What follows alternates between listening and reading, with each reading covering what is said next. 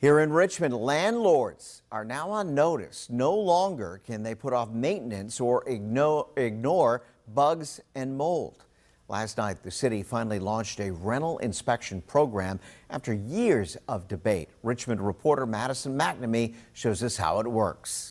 This is aimed more so at the bigger complexes, so don't worry, it's not going to be hurting those smaller mom and pop landlords.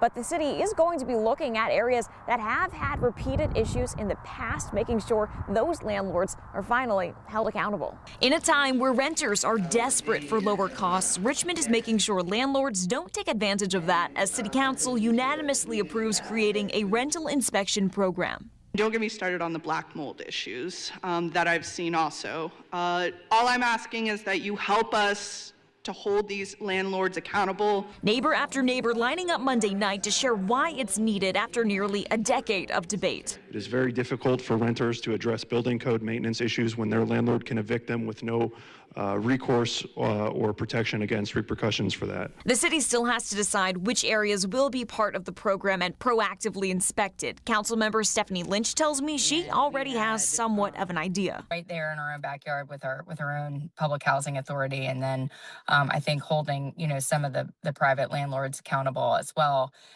makes a whole lot of sense to at least set the bar higher. And put the marker in the sand to say this is what our residents deserve. Richmond will be looking at rentals that have had violations in the past. The new inspection districts wouldn't focus on neighborhoods per se, but on buildings with 3 or more units, as well as multiple properties with the same ownership or management. I think you're going to see a very similar kind of approach to our program as the counties our surrounding counties have taken. The city still has to smooth out some parts of it, though, like budgeting, to make sure tenants have a place to go if the city finds their rental is not livable.